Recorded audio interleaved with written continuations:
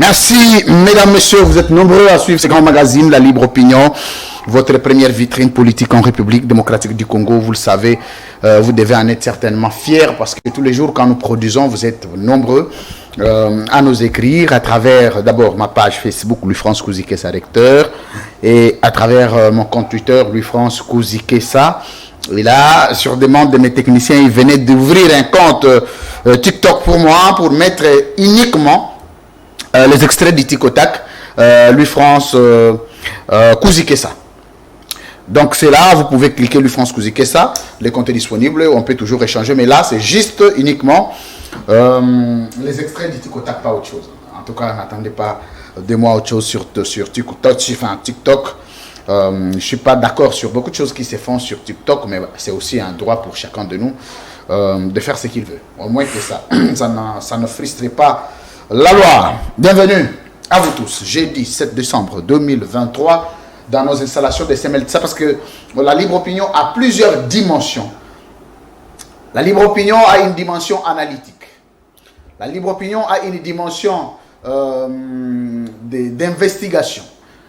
La libre opinion a une dimension de recherche. La libre opinion a une dimension de dénonciation. Plusieurs dimensions comme ça. Aujourd'hui, c'est une particularité pour la libre opinion parce qu'il s'agit d'une dénonciation. Dénonciation ici d'une arrestation qu'on qualifie d'irrégulière par un haut dignitaire et un haut responsable de la Caisse nationale de sécurité sociale. Vous le savez, on va en parler ici. On accuse plusieurs autorités, plusieurs services d'être impliqués dans cette arrestation. Alors, tous les Congolais ont le droit de savoir ce qui se passe pour leur pays et sur les citoyens faisant partie de la population de leur mère patrie. Bienvenue à vous tous. Avant que je n'introduise le sujet, je vous annonce mon invité. Je reçois pour vous, pour ce jeudi, Maître Alain Chamavou. Il est déjà passé ici. Il repasse cette fois-ci. Ça pas pour faire l'analyse, mais pour dénoncer. Il est avocat de M. Christian Nkulu Numbi. Oh, Christian Nkulu Numbi. Nkulu et Numbi sont les deux noms qui sont très connus dans le milieu politique et sécuritaire de la République démocratique du Congo. On va scruter sur ce qui s'est passé exactement. Et notre rôle à nous aussi, c'est d'accompagner la dénonciation de tous ceux qui veulent quand il s'agit de leurs droits et de leurs obligations. Bienvenue à vous tous encore une fois. Maître Alain Chamavou, comment ça va? Non, nous allons bien, nous vous saluons et nous saluons votre engagement citoyen. Merci. Et nous saluons cette grande chaîne et les gens qu'il faut que ça rayonne. Merci. Tous les personnels. J'ai dit chapeau bas. Merci. Oui. Je vais vous donner 4 minutes. D'abord, pour nous présenter la situation qui vous fait venir précipitamment ici à CML. Je rappelle que nous sommes en direct, CML 13 Télévision. Qu'est-ce qui vous amène ici? Qu'est-ce que vous dénoncez? Quel dossier portez-vous? En 4 minutes. Merci bien. Je suis maître avocat. Je viens ici dénoncer un fait irrégulier d'un citoyen congolais. Il s'agit de l'apôtre Numbi Nkulu Christian. Numbi Nkulu Christian, il est apôtre et représentant des églises de réveil du Grand Katanga. Ok. Il est en même temps directeur de la Caisse nationale de sécurité sociale, la CNSS Holomami. Il est marié à Madame Nene Nkulu Ilunga, l'ancien ministre du Travail et Prévoyance sociale. Et récemment, le mardi passé, il a été invité officiellement par sa hiérarchie ici à Kinshasa. Une petite parenthèse, c'est vous qui avez la parole. Monsieur Christian Numbi est-il de la famille de John Numbi? Non, il n'a rien de famille, c'est seulement les noms, qui apparaissent. Donc, merci. Et je disais, apôtre Christian Numbi, dans sa qualité de directeur provincial de la CNSS Holomami, avait été invité ici à Kinshasa par sa haute hiérarchie pour des réunions purement administratives. Et il a son ordre de mission. Il est venu il est arrivé à l'aéroport d'Ndjili à 23h20 via le vol CA. Au pied d'avion, il y avait une trentaine de personnes qui l'attendaient. Une trentaine de personnes qui l'ont récupéré au pied d'avion, qui ont même pris le temps de prendre toute sa valise, les soutes et tout ce qu'il avait. Et on l'a amené à un lieu inconnu. Son chauffeur qui l'attendait, qui était venu le chercher, il a attendu jusqu'à ce que le dernier passager est parti, pour comprendre que la personne qui est venue chercher ne va pas le retrouver. C'est comme ça qu'il va alerter. Mais dans ces informations, il a essayé de chercher à l'aéroport et on lui dira que non, monsieur l'apôtre Christian Numbi venait d'être acheminé par les agents de l'ANR. Et là, nous sommes déjà vers 0 heure. Oh. C'est comme ça qu'il va... Les agents de l'ANR. Les agents de l'ANR, oui. C'est comme ça qu'il va alerter l'épouse de M. Christian, Mme Nenenkoulou, et les membres de famille. Et nous avions été saisis la même nuit, et le matin de mercredi, ça signifie hier, nous nous sommes empressés pour aller vérifier d'abord, savoir si on pouvait voir Christian Numbi, s'il était en vie, s'il était arrêté, et les motifs. Vous savez que notre Constitution, à l'article 18, dispose que lorsque vous êtes arrêté, immédiatement, on doit vous informer du motif de votre arrestation, de votre interpellation. Oui. Et on doit vous dire vos droits, notamment le droit d'être assisté. Mais aujourd'hui, M. Christian Numbi ne sait pas, après 2 jours de détention, il ne sait pas de quoi il est arrêté. Aucun membre de sa famille n'a pu le voir. Aucun de ses avocats, dont moi-même, n'a pu le voir. Nous sommes allés à la direction générale de l'ANR. On nous a dit non, qu'il serait arrêté au niveau de 3Z, un cachot qui se trouverait vers la primature. Nous sommes allés là-bas et là, on nous a renvoyé vers l'hôtel de ville. Nous sommes allés à l'hôtel de ville, on nous a renvoyé au service de DGM. Nous sommes allés à la direction provinciale de DGM qui nous a renvoyé à la direction générale de DGM. Et de la direction générale de DGM, nous sommes encore retournés à l'ANR jusqu'à apprendre que réellement il serait arrêté ce qu'on appelle le cachot de 3Z. Le cachot de 3Z. 3Z signifie quoi? Je ne sais pas. C'est 3, parfois ils disent 3 Zoulous. Et 3 Zoulous signifie quoi? C'est quoi ça signifie quoi? 3Z, je ne sais pas. Peut-être que c'est là où on torturait les gens, ou si c'est une appellation. Ça, en tout cas, je ne sais pas. C'est dans les. C'est un code. C'est un code de l'ANR. On ne sait pas ce que ça signifie. Mais c'est là où il est arrêté, où il serait arrêté, parce que nous ne l'avons pas encore vu, au niveau de l'ANR. Alors, on se pose la question. Nous sommes dans un état dit de droit. Le président Félix Tshisekedi lui-même a pris comme cheval de bataille l'état de droit. Et d'ailleurs, parmi ses premières mesures qu'il devait prendre le jour qu'il avait pris le pouvoir, il avait dit, je crois, chez votre confrère Christian Lusakweno, qu'il fermerait les cachots irréguliers. Les cachots irréguliers. Et nous disons, un cachot dans lequel on ne permet pas à une personne qui a été arrêtée d'être visitée par ses avocats, parce que c'est un droit, c'est un cachot irrégulier qui devrait être fermé dès le début du mandat. Un cachot dans lequel vous êtes arrêté, où on ne vous permet pas même que votre épouse ou votre fils vienne vous visiter, c'est un cachot irrégulier. Un cachot où on vous arrête, mais on ne sait même pas vous dire pourquoi vous êtes arrêté, c'est un cachot irrégulier. Et je crois que les personnes qui ont fait cela, ils l'ont fait dans l'intention de salir le président de la République pendant qu'il se rendait ou qu'il a des débats de campagne dans les Grands Katanga. Nous venons de dire que l'apôtre Christian Numbi, c'est un notable du Katanga. C'est un apôtre qui représente toutes les églises de réveil du Grand Katanga. Alors, là, vous avez présenté la situation. Moi, je vais jouer le rôle maintenant de poser des questions pour faire comprendre ceux qui sont à la maison du vrai motif ou de ce qu'on lui reprocherait. Peut-être qu'un élément important, oui, allez-y. Au-delà de son enlèvement et au-delà de sa détention irrégulière, les agents de l'ANR sont allés chez lui au Holomami et ils ont perquisitionné la maison. Oh! Perquisitionné la maison? La maison. Pendant que lui est déjà en détention ici à Kinshasa. Ils ne se sont pas arrêtés là-bas. Ils sont allés là-bas, parce que Christian vit avec sa petite sœur. Ils sont allés dire à sa petite sœur que non, sa petite sœur aurait un colis qu'on lui avait envoyé. Et la petite sœur a dit non, moi je n'ai pas de colis. Et s'il y aurait un colis, les services qu'il a amenés devaient m'appeler, mais pas vous, je ne vous connais pas. On l'a pressé, on l'a même voulu le forcer à prendre un colis. Et dans ce colis, on ne sait pas ce qui s'y trouverait. Heureusement qu'il a crié et ces agents-là sont rentrés avec leur colis. Voilà un élément très important. Et ça inquiète la famille.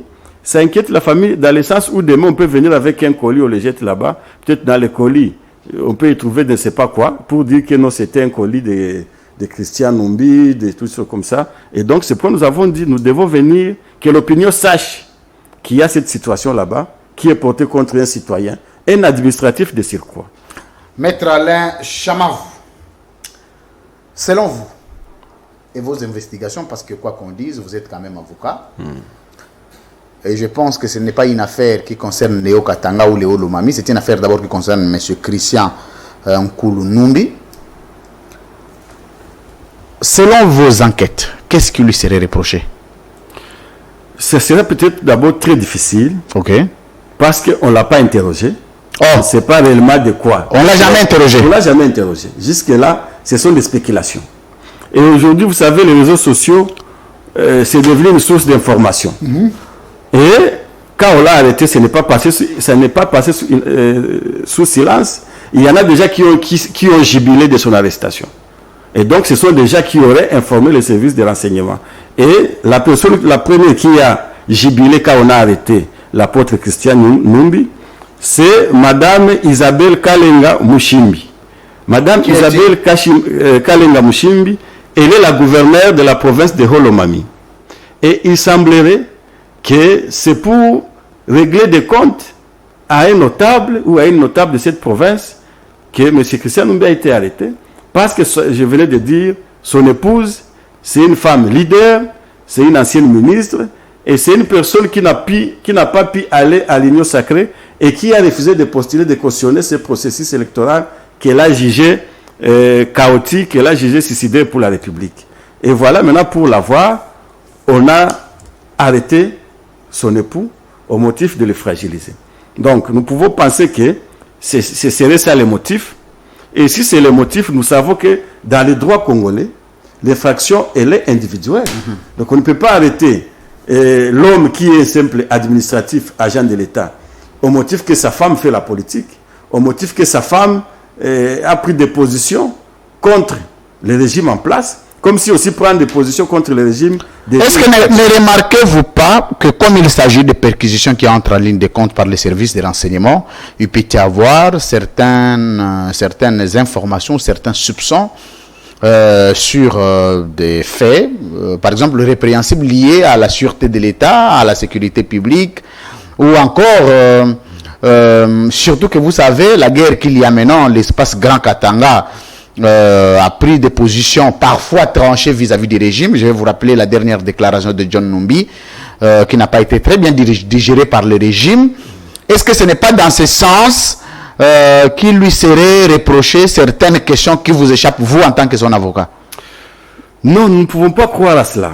Pourquoi? Parce que l'apôtre Christian Numbi n'est pas trop engagé en politique. Ce sont des questions qui devraient peut-être se poser s'il s'agissait de son épouse. Mais au stade actuel, nous pensons que comme ils n'ont pas pu atteindre l'épouse, ils se sont rabaissés à son époux. Et tout le monde sait que Madame Néné Nkulu, c'est une grande notabilité dans la province de Holomami. Pour ne pas dire dans le territoire de Malemba Nkulu, où il s'est déjà fait élire à 2 reprises, en 2011, en 2018, et qui est resté une personne emblématique dans ce territoire et dans toute la province. C'est possible que ce soit pour la fragiliser qu'on s'est rabattu sur son époux qu'on devait savoir inviter aujourd'hui à Kinshasa. Savez-vous que beaucoup de notables du Grand Katanga, ça j'ai appris, il y en a ceux qui ne peuvent plus se rendre à Kinshasa. Pourquoi? Parce qu'ils ont considéré comme Kinshasa, c'était une zone rouge où on arrête des gens, où on élimine des gens, où de mauvaises choses arrivent. Et j'aurais appris pas des indiscrétions, que le fait Chéribé Okende avant de mourir, il aurait dit, il voulait quitter Kinshasa pour aller rester au Katanga. Malheureusement, il n'a pas pu.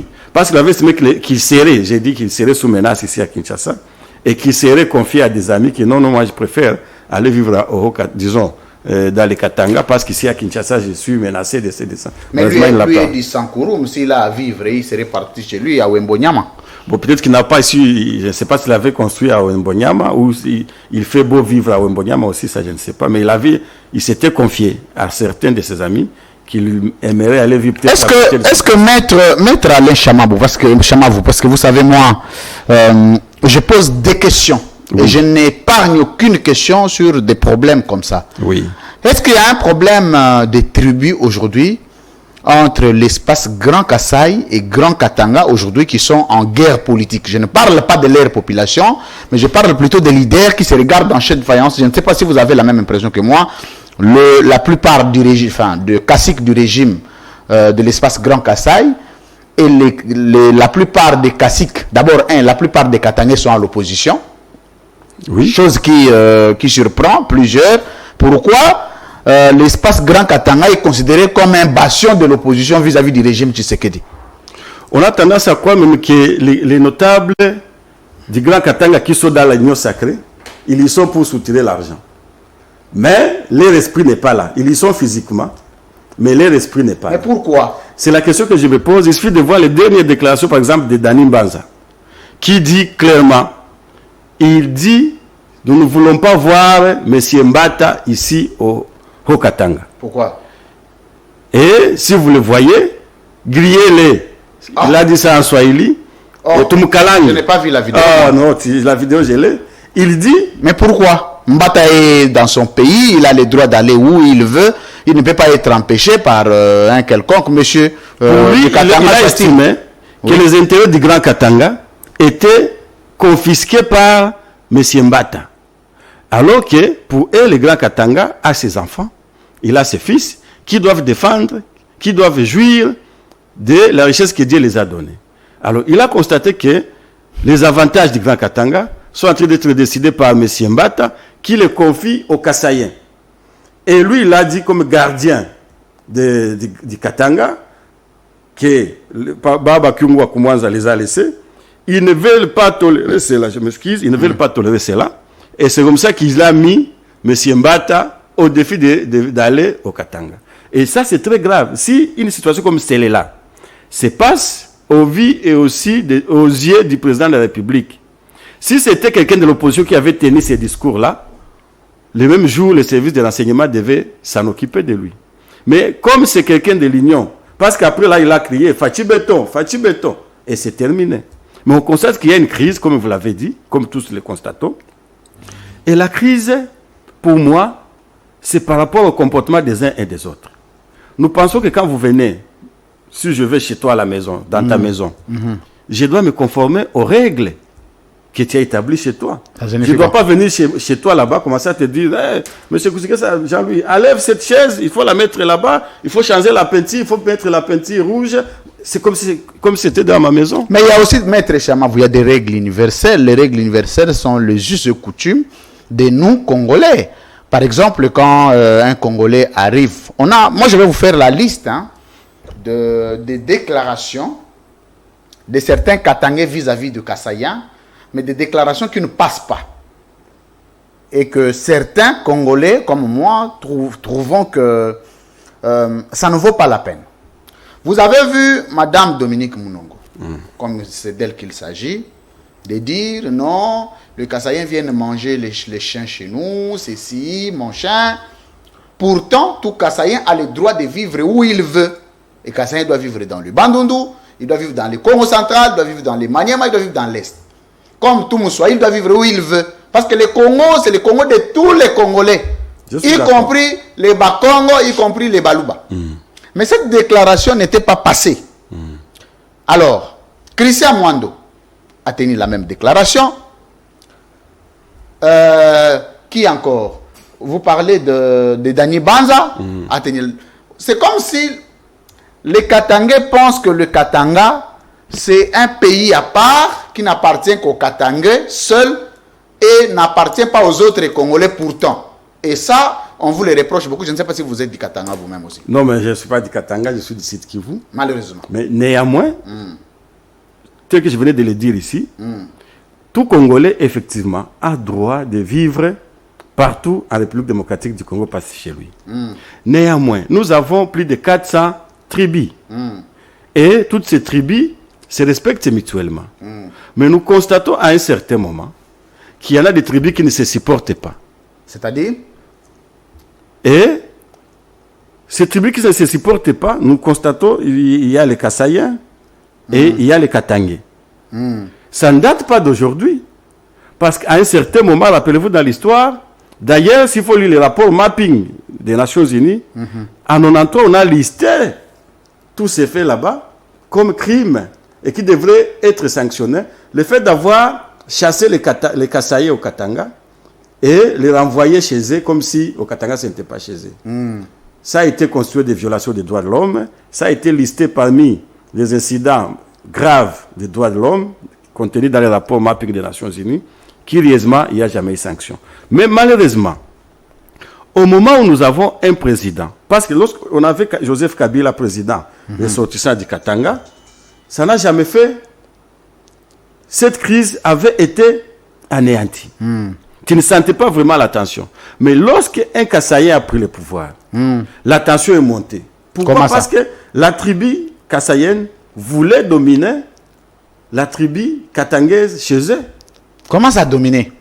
Qu'est-ce que vous appelez dominer? Dominer, selon ce que j'ai appris, vous êtes journaliste d'investigation, c'est qu'ils veulent s'imposer et ils veulent changer des règles. J'ai dit quand même, nous avons des tribus et dans chaque tribu, il y a des règles. Si, par exemple, chez nous, dans ma tribu, nous ne mangeons pas aussi les chiens. Et si je vois vous en train de manger les chiens, moi, je dois vomir. Si j'arrive Mais c'est aussi mon droit. C'est votre droit de manger. Oui. Mais si je me sens que je vais vomir, je quitte. Je ne viendrai plus chez vous. Parce que je sais que déjà vos assiettes... Je préfère que vous ne veniez pas que de m'interdire de ne pas manger le Non, chien. je ne peux pas vous interdire ça. Ouais. Mais au moins, je ne peux pas aussi supporter ça. Ok. Et à ne pas supporter, je dois respecter vos droits, vous devez aussi respecter les miens. Donc si je sais que chez vous, vous mangez les chiens, ça suffit que vous les avez préparés dans vos casseroles. Le jour que vous me donnez à manger, je vais refuser, c'est mon droit de refuser. Parce que je sais que dans ces casseroles-là... Et vous n'êtes pas obligé de manger chez les gens. Voilà. Vous mangez chez vous, car dans notre culture, on mange chez les autres, parce que la nourriture fait partie d'un lien. Et si vous me donnez la nourriture, je refuse à manger, même si j'ai faim, ça signifie que je ne vous porte pas à cœur. Une personne qui vous donne à manger, même si vous êtes rassasié et que c'est un ami, vous devez manger quelque chose. Ça, c'est dans notre culture chi. Je suis mouchi, comme Madame Denise Niakeru, la première dame, comme... Elle est chi aussi? Oui, oui. Elle est chi de Walungu, comme Bahati Luko. De quel village? On dit de Walungu. Pas on dit. Vous avez dit qu'elle est chi. Elle est chi. Vous devez avoir le courage de le dire, oui. Territoire de Walungu, province du Sud Kivu, dans le groupement de Kanyola. Voilà. Les villages. Les villages, je ne connais pas. Je connais au moins les groupements. Okay. Parce que je n'ai jamais été là. Moi, je suis dans un autre territoire qu'on appelle Kabare. Donc, dans notre tribu, il y a les nourritures que nous ne mangeons pas, déjà.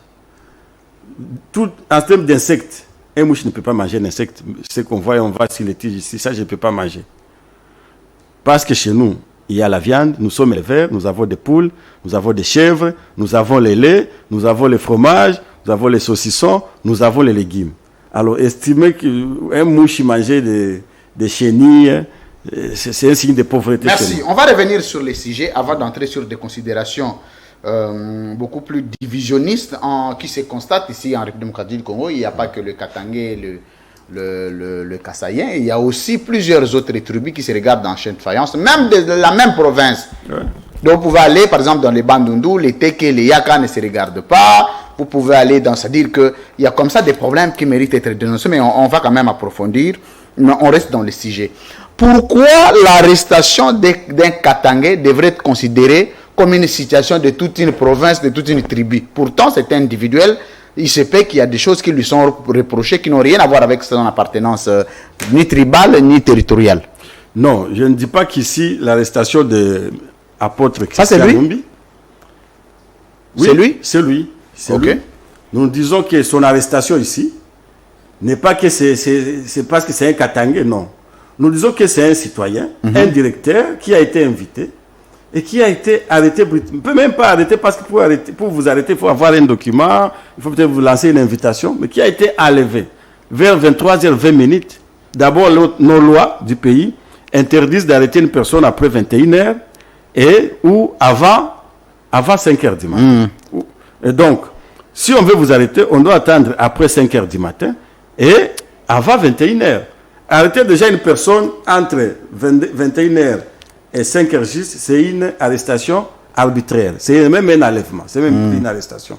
Et donc, déjà au niveau de la procédure, rien n'a été respecté. Deuxième des choses, on lui prive ses droits constitutionnels, notamment le droit de savoir les motifs de son arrestation, le droit d'être consulté par ses avocats ou de parler à ses avocats.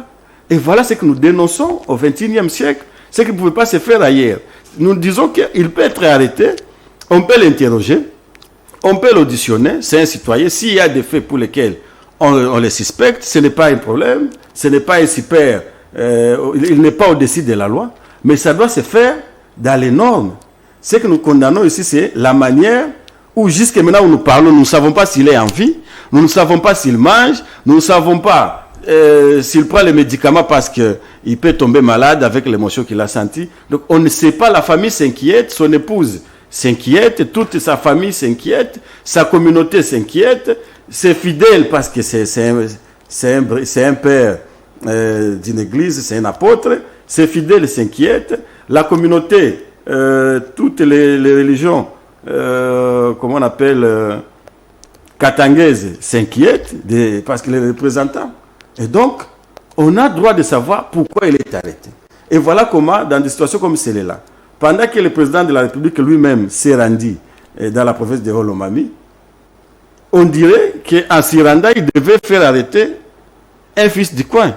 Pour rien comme ça, peut-être pour des faits liés à son épouse, on ne sait pas. Là, ce sont maintenant des spéculations. Parce que de lui-même, on voit, c'est un agneau, on ne sait pas qu'est-ce qu'on lui reprocherait. Et voilà pourquoi on s'inquiète. Et des choses comme ça, des arrestations arbitraires comme ça, sont en train de faire monter la tension. Au lieu que nous soyons dans une cohésion, on est en train d'aller dans des confrontations à confrontation. La province, les grands Katanga, actuellement, vous savez que les deux grands leaders candidats aujourd'hui, c'est un Kassaïen et c'est un Katangé. Et donc, il y a des tensions électorales. Là, je parle de Moïse Katumbi et Félix Tshisekedi. Donc, la tension, les deux leaders devaient jouer à l'apaisement. À l'apaisement. Et pendant que nous allons aux élections, on ne doit pas arrêter les gens. Surtout que l'apôtre Christian Numbi lui-même n'est pas candidat. Il n'est pas engagé dans les procès électoraux. Son épouse n'est pas candidate. Son épouse a boycotté ces processus électoraux. Il est attaché à son autorité morale, Joseph Kabila. Alors, comment un homme comme celui-là, qui est pacifique, on doit le traiter ainsi? Si on devait l'arrêter, c'est vrai, c'est un droit de l'État d'interroger, mais ça devait se faire dans les normes. 48 heures après, on n'a aucun écho. Peut-être que nous sommes en train de parler comme ça, peut-être qu'il serait déjà mort. Peut-être que je vais revenir ici, mais parce qu'on ne sait pas. C'est comme ça. Mais pourquoi il le ferait? C'est quoi l'intérêt? Et pourquoi on le garderait à secret? Pourquoi on le garderait à secret pendant qu'il est directeur d'une entreprise connue, il a une église connue, c'est une personnalité connue. Le directeur provincial? Oui, il est responsable jusqu'à maintenant. Et s'il est venu à Kinshasa, c'était avec l'ordre de démission signé par son adjoint, appelé par son DG de la CNCS. Alors, un responsable, même les agents de Holomami, de la CNCS, s'inquiètent. Alors, tout le monde se pose la question. Un citoyen comme ça, si on devait l'arrêter, oui, mais on devait l'arrêter quand même la journée, on devait l'arrêter et le lendemain communiquer sur lui. Vous vous rappelez que Chéribe Okende avait été détenu à un lieu secret, on avait retrouvé son corps sur la rue, et donc ça inquiète la famille. C'est pourquoi nous allons le dénoncer. Et moi, comme avocat, en principe, je ne devais pas venir en parler au micro. Mais comme on ne m'a pas donné l'accès là où je dois en parler... Donc tu dois dénoncer. Ça devient une situation de dénonciation. Mais c'est oui, normal. Voilà comment je suis venu dénoncer ça ici. Absolument. Et que nous demandons que l'ANR puisse nous recevoir, nous mettre en contact. Normalement, là-bas, on ne reçoit pas les gens. C'est ça le problème. Parce que la loi elle-même autorise à ce qu'on reçoive. Mais c'est vous, les kabylistes, qui avez instauré ça. Non, la loi, elle est claire. Il faut lire la loi. Maître, attendez, je termine ma question. Vous êtes du FCC, c'est ça? Ou non? Je suis kabyliste. Vous êtes kabyliste.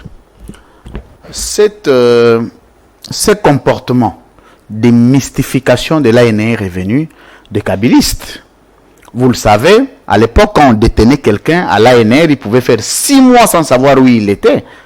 Donc si Félix Tshisekedi est en train d'emboîter les pas, il emboîte les pas de vous, kabylistes, en principe. Or, en cette période, vous, sous Kalev, il fallait commencer déjà à brandir la loi. Vous ne l'aviez jamais brandi, pourquoi la brandir en ces instants? Très bien. Je dois d'abord dire que Kabila, la loi qui crée l'ANER a été instaurée pendant que Kabila était au pouvoir. Très bien.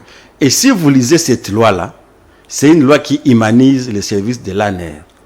Et il faut dissocier entre la loi et les acteurs qui mettent en pratique la loi. Sous Joseph Kabila, comme institution composée de la République, il s'est battu pour créer, parce que c'est la loi qui crée les droits. Et la loi donne à un agent de l'ANER, parce qu'ils sont des OPJ, 48 heures de détenir une personne. Donc maintenant là que nous sommes en train de parler, M. Christian Numbisi, il est déjà en détention irrégulière au niveau de l'ANER et qu'en principe, l'ANER doit le transférer au parquet devant son juge naturel. Dépassé 48 heures, nous avons le droit de poursuivre la personne qui le détient en détention, de poursuivre pour détention illégale. Kalev, on ne l'avait jamais poursuivi. Mais si on n'a jamais poursuivi Kalev, c'est la faute de Joseph Kabila. Si vous êtes victime, vous refusez de vous plaindre, vous pouvez demander au président de la République de venir se plaindre à votre place. Non, mais vous, pour des raisons d'éthique aussi, à l'époque, en tant qu'avocat, il fallait déjà commencer à dénoncer ça. Oui, au moment où, disons, je n'avais jamais reçu un cas pareil. Et moi, comme avocat, il y en avait plein avec les politiciens ici. mais personne ne m'a jamais consulté. Ok. Aujourd'hui, j'ai été consulté par Christian. J'applique la loi. Et cette loi que j'applique ici, elle a été votée, je vous dis, en 2002. Merci. Avec Kabila venait d'accéder au pouvoir. Et donc, si cette loi n'a pas été appliquée, il faudrait que les victimes se plaignent. Parce qu'on peut prendre ça comme des cas isolés. Vous dites que quelqu'un a fait 6 mois. Quelqu'un là, c'est qui? A-t-il fait une plainte avec des avocats? Pourquoi on n'a pas poursuivi la personne? Je vis au moins une personne qui l'a fait.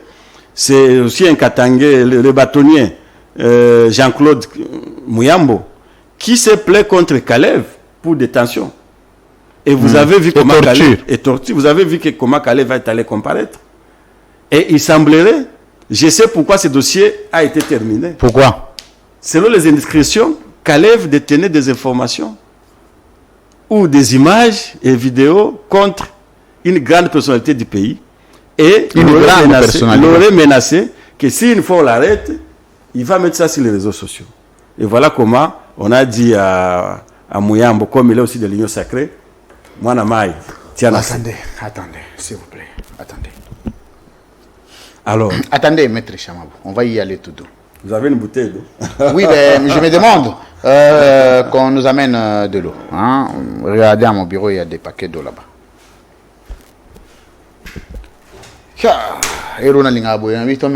Droit de l'homme. Les lois privé du droit de l'homme. Vraiment. Hein? C'est triste.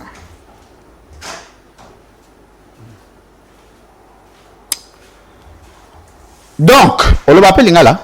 Moi, Mouké. Mais bien pénaté, hein? Bien pesé à Otengam. Ah ouais? Mawa. Et puis, on dit que c'est un loba à Swahili. Eh, donc, parce que tu l'as Lingala bien te, c'est comme Barwande. C'est ça. Et que va quoi à Koloba, Jambo, Amujambo. Et donc, ce que Moutoy a l'objet Swahili, c'est que Azar Rwandais. Maître Alain Chamavou. Donc, vous dites ici que si le procès Kalev n'a pas avancé sur plainte de Mouyambo, parce que Kalev détenait des images compromettantes sur l'autorité de ce pays. Une grande autorité. Pour des raisons de ma sécurité. Non, il n'y a pas de problème. Je ne vous demande pas de citer parce qu'on sait que dans ces pays, la grande autorité est l'unique. Elle est la seule. Bien qu'on ne cite pas son nom. Oui. L'autorité de toutes les autorités est unique. Est-ce que ça n'a pas été un chantage? Lui, il détient ces images-là en quelle qualité? Comment il les a eues et pourquoi? On peut comprendre les circonstances de la détention de ces images. La première personne à être informée du pays, ce sont les services de renseignement. Et si vous êtes les responsables du renseignement, vous êtes censé être informé plus que même les chefs de l'État, parce que c'est vous qui donnez les informations aux chefs de l'État. Ça signifie qu'avoir ces images-là, si les faits se sont passés sous les cieux congolais, les DG de l'ANER doivent être informés. Voilà. Et les images-là, il les a eu comment? D'un hôtel ou de quoi? Là, ce sont maintenant ces sources. Et vous savez, les sources, vous êtes journaliste. Il y a votre confrère qui a... Ou peut-être des corruptions. Peut-être que vous savez que aussi les services de renseignement ont des méthodes et des mécanismes d'avoir des informations. Peut-être qu'ils ont des informations sur vous, mais ils ne le l'ont jamais dit. Les jours que vous allez peut-être trop gêner les pouvoirs, on peut vous amener les images. Vous dites que les jours encore que vous osez parler, on va mettre ça sur les réseaux sociaux. Et, votre personnalité, votre carrière, votre profession de journaliste, ça va se partir en fumée. Ces images-là, ils vont les prendre où? Je ne sais pas. Moi, c'est moi, j'aurais appris. Et je ne dis pas que je précise, disons, je ne dis pas que c'est vrai ce que j'ai dit ou c'est faux. Il faut prendre ça à la pincette. Mais on avait quand même constaté qu'il y a eu un procès au niveau du tribunal, je crois, de grande instance de Gombe. Et ce procès-là s'est terminé, on ne sait de quelle manière. Qu'est-ce qui a été à l'origine? Je ne sais pas. Pourquoi Mouyam n'a plus continué? Je ne sais pas. Alors que c'est un bâtonnier, il connaît la procédure, mais alors que depuis un dossier au niveau pénal, il n'y a pas de bifire. Donc le dossier doit trouver un jugement avant qu'il se clôture. Mais ce dossier là-bas, pour lui, sa spécificité, il n'a jamais trouvé un jugement et on n'en parle même plus. Pourquoi? On ne sait pas. Quelle est la raison? On ne sait pas. Alors que le régime en place était chaud derrière ces dossiers. D'ailleurs, même on pensait que c'est le régime en place qui avait instrumentalisé les bâtonniers à initier une plainte contre Kalev. Parce qu'à un certain moment, il y avait les gens d'IFCC qui étaient traqués. Certains, on avait vu leurs photos dans les pirogues. Là, on parle de l'ancien directeur de cabinet, non, ancien conseiller de l'ancien chef de l'État. Barnabé Kikaya. Bin Karoubi. Bin Karoubi. On avait vu sa photo dans les barges, non? Il y en a d'autres qui avaient fui. Il y en a d'autres qui se sont ralliés au régime pour éviter les châtiments. Mais Kalev, lui, qui était numéro 1 de l'ANR, est revenu calmement, il est allé comparaître. Et puis après, c'est terminé. Quelle est cette magie? Oh. Quelle est cette magie? Et donc, aujourd'hui, nous parlons des arrestations. Oui, mais c'est quand même inquiétant. Un haut responsable de ses rangs, on ne peut pas lui reprocher de n'importe ce c'est que si on lui reprochait, il y avait des choses qui étaient aussi flagrantes. Mais on s'est toujours posé la question, comment Kalev a-t-il été exempté d'un procès, pourtant tant recherché par plusieurs avis de recherche ici, plusieurs documents, tout ça, mais la personne revient. D'abord, comment il a pu franchir l'aéroport d'Njili, comment il est revenu, comment il est allé comparaître, comment, c'est quand même... ça a été négocié. Ça interpelle. Des choses comme ça. Au prix de quoi? C'est négocié quelque part dans des salons. Au prix, moi j'ai donné l'information que je détenais. Il ne faut pas venir me demander la source. Et puis ce que j'ai dit, je ne dis pas que c'est vrai. Je mets ça au conditionnel. Qu'il aurait des informations sur certaines une grande personnalité du pays, notamment ces images compromettantes, que si on mettait ces images à la place publique, l'image de cette grande autorité devait être salie. Et en contrepartie, il avait demandé que ce procès s'arrête. Ou aurait demandé que ce procès puisse s'arrêter. Donc il a fait arrêter un procès sur base d'un chantage. Oui, et voilà. Je ne sais pas si c'est un chantage. Peut-être on a vérifié. Peut-être, merci beaucoup. Ça, c'est les droits de l'homme. Les droits de l'homme, il faut les respecter. Voilà. Au moins, il faut respecter les droits de l'homme.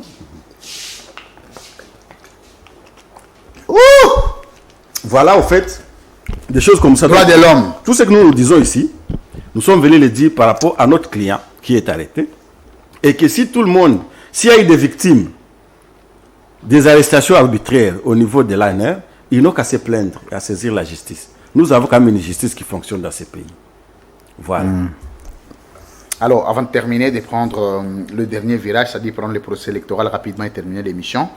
Un mot de la fin sur ces sujets ici. Qu'est-ce que vous demandez et où en serez-vous parti avec ce dossier? Qu'attendre dans les jours à venir de cette arrestation que vous qualifiez d'irrégulière? J'ai un message à l'AG de l'ANR. Vous savez que dans le souci d'humaniser ces services, on venait de nommer un professeur d'université et un professeur en droit qui connaît les droits de l'apôtre Christian Numbi. C'est qui? C'est l'AG Lusambo, c'est ça, c'est lui qui était même juge à la Cour constitutionnelle. Et Sambo, oui. Et Jean-Louis et Sambo. Il est maintenant AG de l'ANR. C'est lui l'AG de l'ANR. je crois, ou conseiller spécial en matière De sécurité. je m'excuse, mais qui a des liens, qui travaille en commun avec ces services là-bas. Et donc, nous demandons à ce que les droits de l'apôtre Christian Numbi soient respectés. Son premier droit, c'est de l'informer directement pourquoi il est aux arrêts. Parce que jusqu'à maintenant, il n'a pas encore comparé. Son deuxième droit, c'est que quand on va l'interroger, qu'on le laisse se faire assister de ces avocats que nous sommes. Et s'il y a des choses qu'on lui reproche, l'opinion saura qu'on les poursuit pour telle raison. Et nous demandons au président de la République de s'impliquer dans cette situation parce que la personne qui serait instigateur ou instigatrice, il s'agit de son représentant. Vous savez que le gouverneur de province est le représentant personnel du chef de l'État dans sa province. Et donc, celui qui aurait donné les informations au service, nous demandons au président de la République d'intervenir pour que ces pères de famille puissent regagner sa famille et qu'il puisse regagner son poste de directeur provincial au Lomami pour servir l'État congolais. Et ça ne sera que justice. Merci. Maître Alain Chama, vous en avez posté, non? Shukuru. Shukuru. Ouais. Shukuru Mungu kwa kila jambo. Ça signifie qu'il faut dire merci à Dieu pour toute situation. Shukuru Mungu kwa kila jambo. Ça signifie Shukuru Mungu kwa kila jambo. Ça signifie dire merci à Dieu à toutes circonstances qui vous arrivent. Si vous êtes malade, dites merci à Dieu. Si vous êtes en bonne santé, dites merci à Dieu. Si vous avez mangé, dites merci à Dieu. Si vous avez faim, dites merci à Dieu. Si vous vous réveillez, dites merci à Dieu. Si vous avez un deuil, dites merci à Dieu. Si vous êtes dans une fête, dites merci à Dieu. Très bien. Merci beaucoup. CBFC Gombe. Binonga bongo bata FCC Gabongo Gombe. Non, mais c'est pas ma campagne. Bino banda na banga bate na bachangu te na baginga ni rien. CBC Gombe. Bon, c'est quand même une église de chez vous. C'est de chez nous où? À Kikwit. Ah, donc tu connais aussi chez moi? Mais je sais que donc parce que je suis aussi du service. Chez moi est très très. Oh, comment ça? Donc chez moi est très très connu. Peut-être que je vous ai filé. Hein, même la maison, je connais. Ceux qui ont gâté pas naïe, c'est pas possible. Donc, merci, voilà. Monsieur, de votre sympathique attention à la chaîne de l'excellence et du professionnalisme. Samuel 13 Télévision, la liberté, la démocratie, l'excellence et le professionnalisme, c'est chez nous. Alors, on va prendre le processus électoral. Vos kabylistes avaient refusé d'aller au processus électoral. Mais vous jurez pour que les élections ne se tiennent pas. Tous les jours, vous avez des informations. Non, il n'y aura pas élection. Il n'y aura pas élection. Alors, je voudrais vous poser la question, deux petites questions. Si on arrive le 20 décembre, il n'y a pas élection, qu'est-ce que nous allons devenir? Qu'est-ce que les institutions vont faire pour régler cette question? Qu'est-ce que vous, opposants, allez faire? Et quelle impression avez-vous de l'actuel processus électoral qui ne reste que, je crois, 13 ou 14 jours pour la fin complète de la campagne électorale? Très bien. Bien qu'une campagne très morose. D'abord, nous disons que nous ne gérons pas qu'il n'y ait pas élection. Parce que celui qui a amené les élections dans ces pays, après une trentaine d'années de dictature, s'appelle Joseph Kabila Kabange. Et une personnalité comme celle-là ne peut pas obstruer les élections. Il s'est toujours battu pour des élections transparentes. La CENI, c'est l'œuvre de Joseph Kabila Kabange, c'est dans son bilan qu'on a créé la CENI. C'est dans son bilan qu'on a créé toutes les lois relatives au processus électoral. Que ce soit la loi qui crée la CENI, que ce soit la loi, toutes les différentes lois électorales que nous avons connues, c'est Joseph Kabila Kabange qui a même amené l'idée là d'alternance politique. D'ailleurs, la première en RDC, c'est Joseph Kabila Kabange. Mais comment faire partie? Quelqu'un qui s'est bâti, nous qui nous sommes bâtis 18 ans pour instaurer la démocratie dans ces pays, comment pouvons-nous encore nous ranger dans la dictature? Nous disons non, nous avons combattu la dictature de Joseph Kabila, et disons de Mobutu, et nous l'avons vaincu. Nous savons comment vaincre la dictature. Ce n'est pas une petite dictature comme celle de Félix Tshisekedi qui va nous ébranler. Nous avons vaincu la dictature de Mobutu, qui avait toute une armée professionnelle à l'époque, qui avait l'arsenal complet. Nous l'avons vaincu. Et ce n'est pas le processus, ce n'est pas un charlatan dictateur qui va nous ébranler. Et donc, nous sommes accrochés à la Constitution. Un charlatan dictateur. Oui. Nous sommes accrochés à la Constitution parce que cette Constitution est l'élève de Joseph Kabila avec tous les Congolais. Une constitution qui est passée au référendum. Je crois que toi, tu avais dit oui pour cette constitution là-bas les jours du référendum. Et donc, couper ces liens là-bas, c'est nous ramener dans la dictature. Et Joseph Kabila et tout le monde qui croit en lui ne pouvaient jamais accepter cela. Pourquoi nous ne sommes pas allés dans ce processus électoral? Parce que déjà le débit a été biaisé.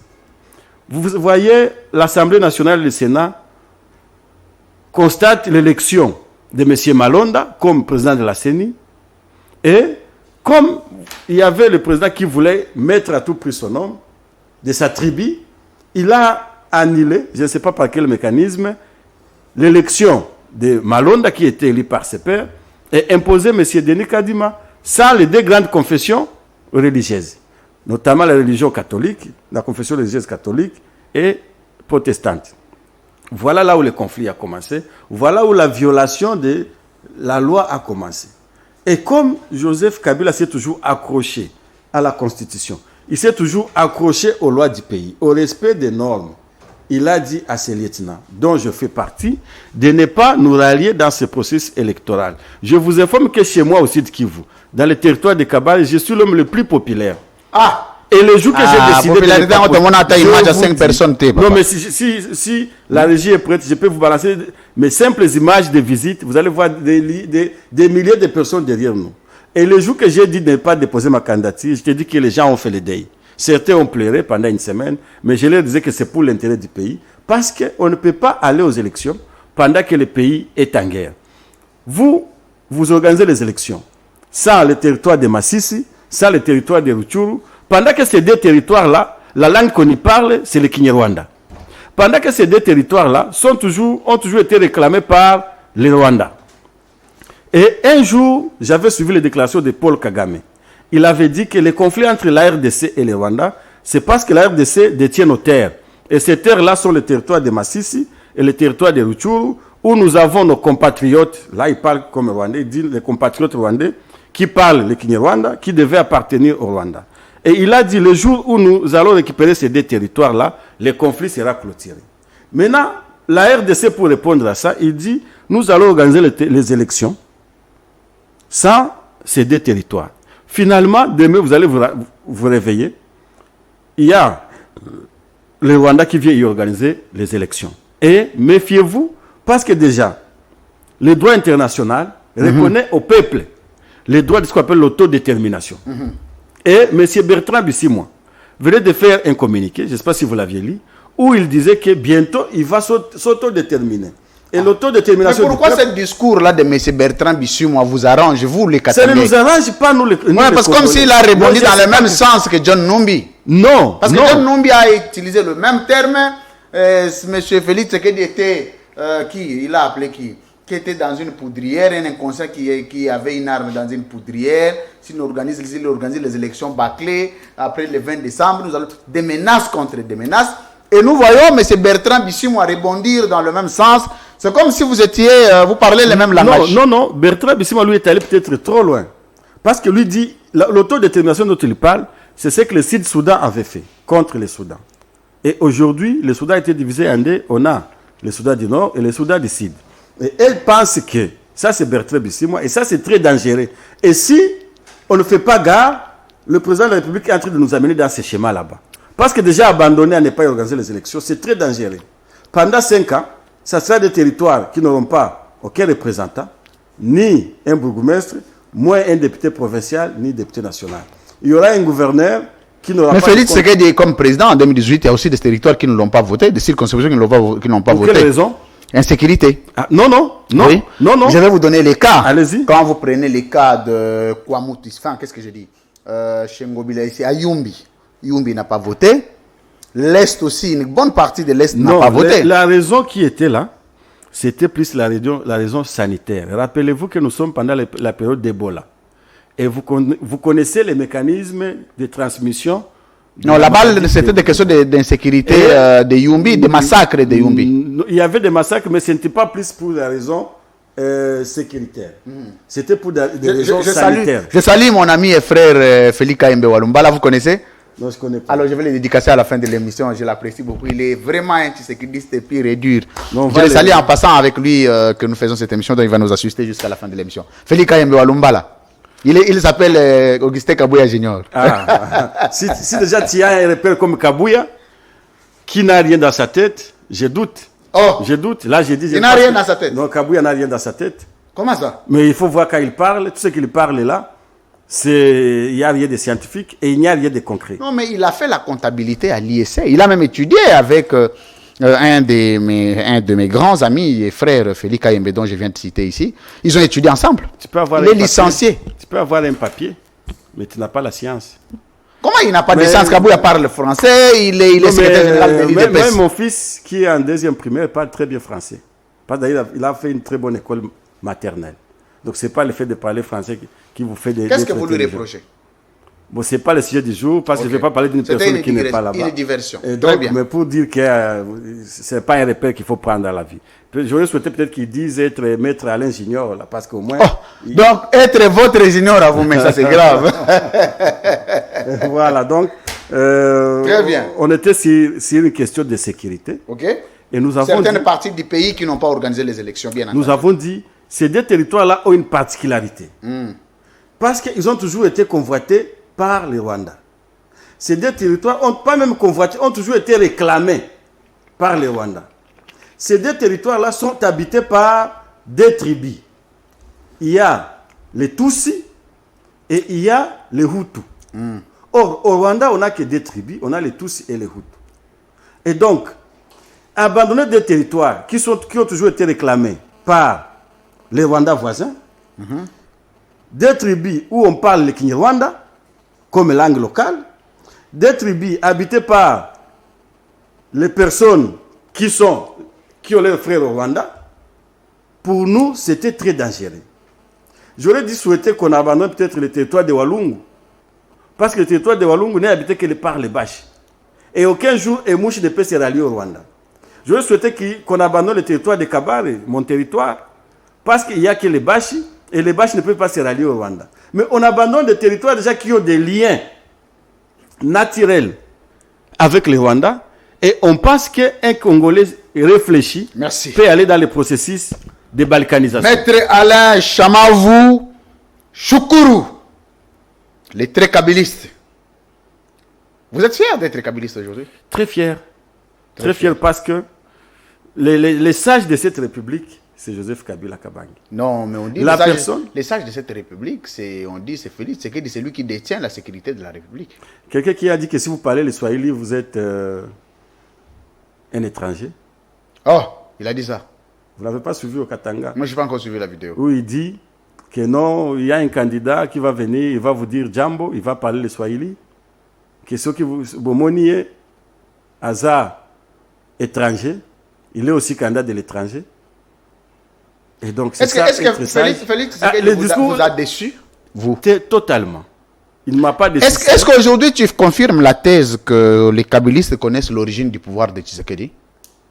Mais c'est connu. Moi, tu sais que j'appartiens dans le cabinet Maître Némi Moulania. OK. Et lui-même, le président de la République, avait cité Némi Moulania comme son témoin. OK. Mais pourquoi Némi Moulania ne l'a jamais répondu?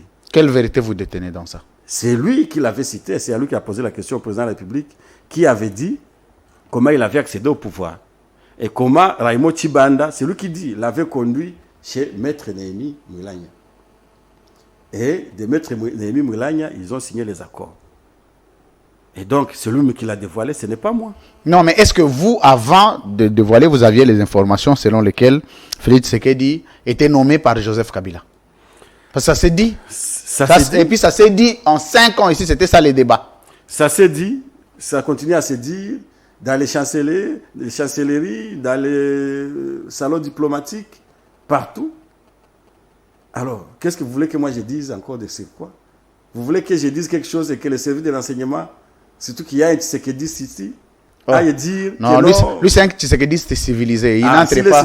Il n'est pas dans les débats de... donc, Comme les chercheurs qui devaient Lui et moi, on a déjà des opinions divergées, mais il sait ce qu'on a à faire en commun. Voilà, donc ça s'est dit, et c'est peut-être connu de tous.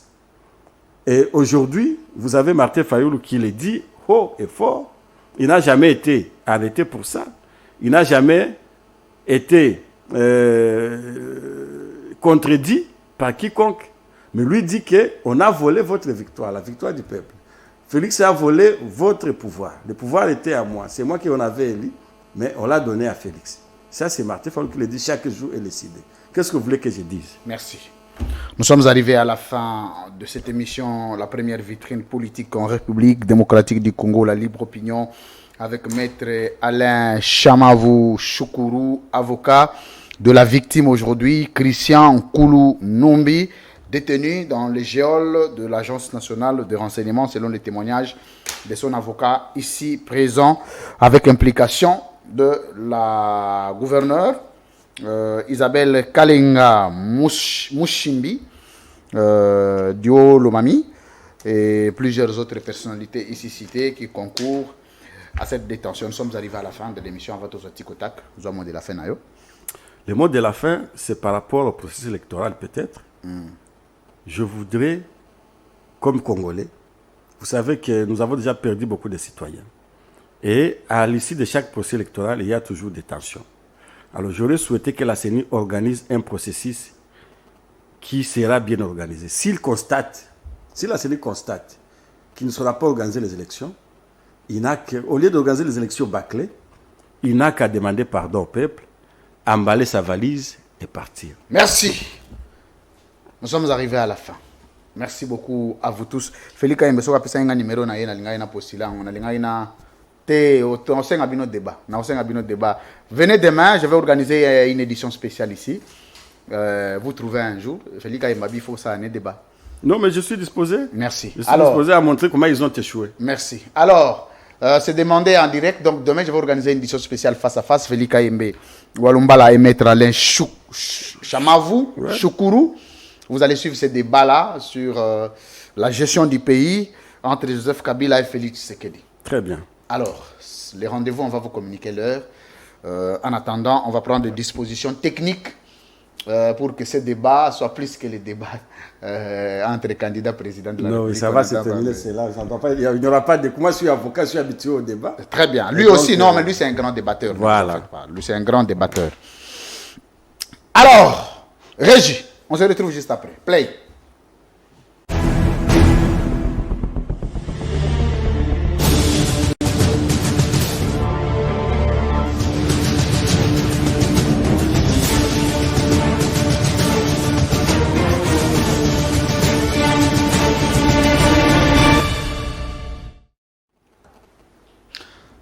Monsieur Alain Chamavou, face à la caméra. Vrai ou faux, Zakabiliste? Oui. Vrai. Alors, vrai ou faux? Vrai. Très bien. Vrai ou faux, Uchiko Loba, que dossier à Kalev, procès à Kalev est avancé simplement parce que Kalev a une image compromettante sur un haut responsable de ces pays et il a menacé de les balancer sur les réseaux sociaux. Oui. Très bien.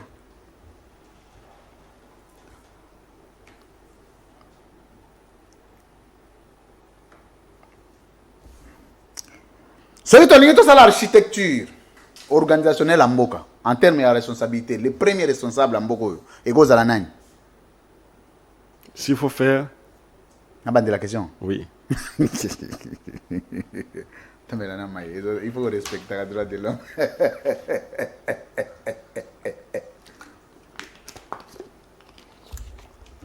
Architecture organisationnelle Yambokoyo. C'est le premier responsable de la République. Dans le gouvernement, il y a le chef du gouvernement.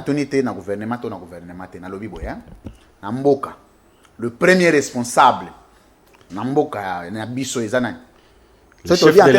Le chef de l'État. Est-ce qu'il n'y a pas qui concerné la menace à Kalev? N'a habité. Je ne sais pas. Oui, habité. Très bien. Monsieur Alain Chamavou, face à la caméra. Vrai fois uti koloba ke bakatanga belé bakoka koya suna Kinshasa te bakoma bloqué na kati ya Katanga kuna à cause du régime. À cause de l'insécurité à Kinshasa. Très bien. Insécurité est posée par nani?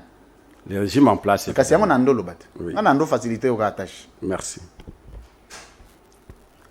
Est-ce que tu vas dire que Félix Tshisekedi avènement a apporté une sécurité dans Mboka à la tête du pays? Oui, selon certains rapports.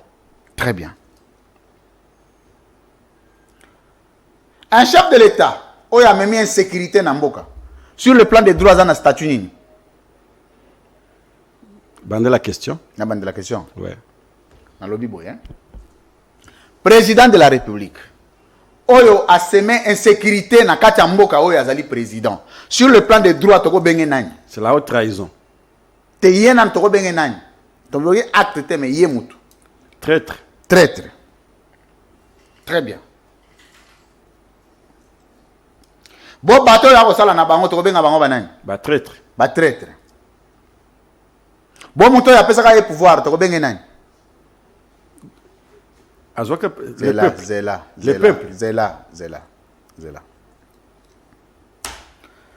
Vrai ou faux, où tu as que pouvoir, il y a Félix Tshisekedi ou pas Joseph Kabila? Faux. Faux. Vrai ou faux, où tu as que ça s'est dit en 5 ans et ça continue à se dire qu'origine, il y a pouvoir de Félix Tshisekedi, c'est Joseph Kabila.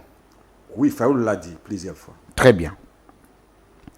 Ceux qui montent, ils vont penser qu'ils pouvoir à semer sécurité à traître. Bon, montent, ils vont penser qu'ils pouvoir te rebenga nani. Peut-être de bonne foi. Te nabi te rebenga nani. Montent, ils vont penser traître pouvoir. Yemo ko faut benga nani. Complice. Complice. Est-ce que complice pas à traître? T. Oh, complice à traître à nani. Il peut être complice positif et positif. Là, tu as une explication. Non, je vais vous expliquer. Tu vas expliquer dans Souka. Ok. Complice, il y a un traître à Zanani. Ce qui est bien un traître et aux complices, c'est que aux maître Zela Mouké. Non, une nuance, non. Zela Mouké. Dans le lobby, hein?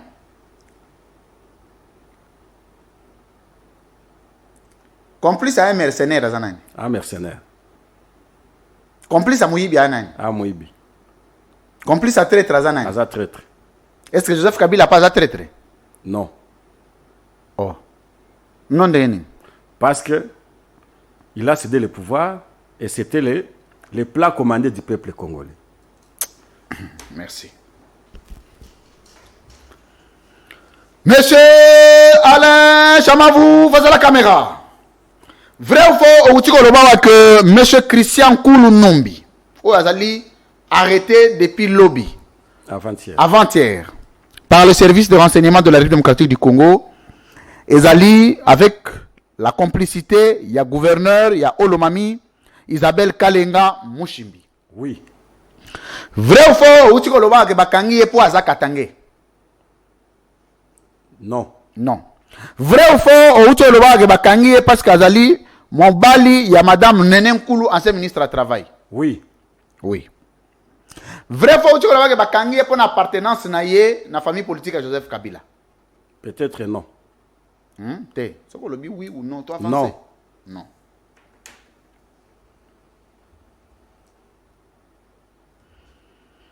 Ouf. Monsieur Alain Chamavou, face à la caméra.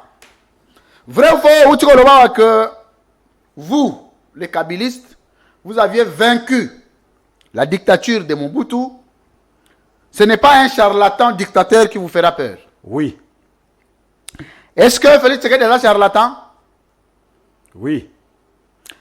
Na terme clair, na lingala, charlatan est un il fallait ça. Quelqu'un qui ne sait pas faire ce qu'il devait faire. Donc, c'est comme tu veux fabriquer un véhicule, mais tu ne sais pas bien le fabriquer. Très bien. Celui qui comme le 20 décembre, l'élection est zatée. Bino bakabiliste osani. L'article 64 de la Constitution sera la nini. Donc, utiliser l'article 60. Na lobi boye.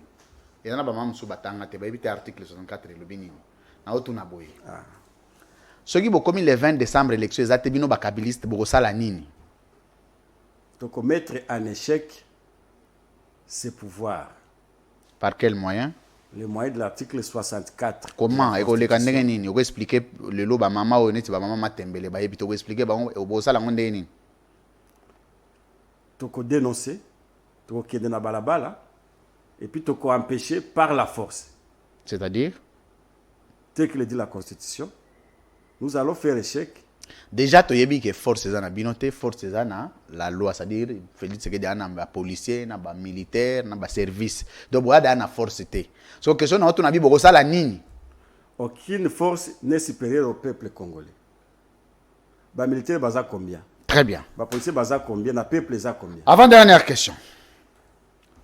Monsieur Christian Chamavou, face à la caméra. Alain, hein? Alain, excusez-moi.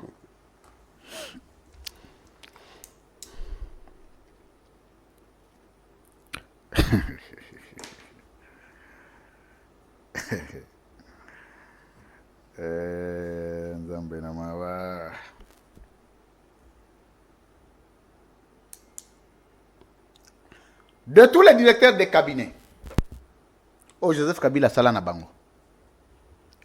Oh yo mona na miso na yo qu'il ne méritait pas être directeur de cabinet ya Moutnet Joseph Kabila à cause de sa médiocrité. Jean-Pierre Kabila qui était Dirkaba. Jean-Pierre Kabila. Très bien. Na famille na bino politique, le FCC. Oyo botangela biso 3 personnes. Batikala na Joseph Kabila mais baza trop suspect qui ne sont pas dans la vision de Joseph Kabila mais ils sont quand même avec Joseph Kabila botala rabango na Alima. Misato. Bandez la question. Bande la question. Mais là, namai.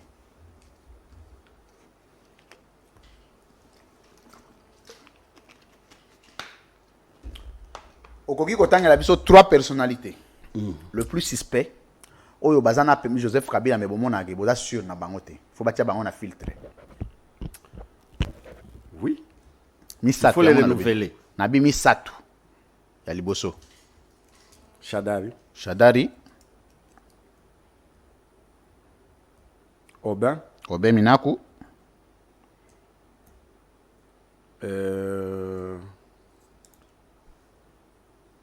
Raymond Chibanda. Très bien. Okoki koyebisa biso lelo soko tali ba congolais oyebisi biso défaut ya Joseph Kabila oyo mona ke azana défaut moko il faut abongisa. Ezala nini? Patience. Tes patience a défaut te ya qualité. Oza avocat zela maître zela. Yo za avocat. Oui. Ngana oyebiso tawa nini ngo babengi qualité nini ngo babengi défaut. Na bandeli question. Oyo ko pesa biso défaut moko ya Joseph Kabila oyo reprochaka ye oyo moni ke faut abongisa côté wana.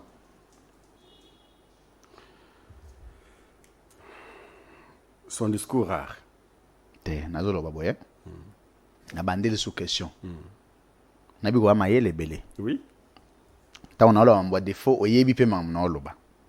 Oyo ko pesa biso défaut ya Joseph Kabila oyo moni ke faut abongisa son défaut.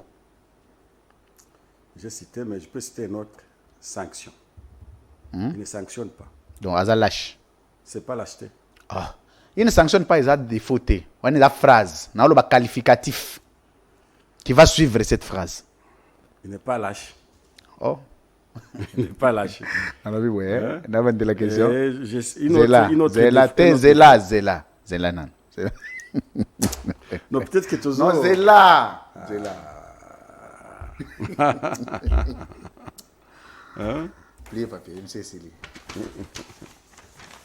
Ah.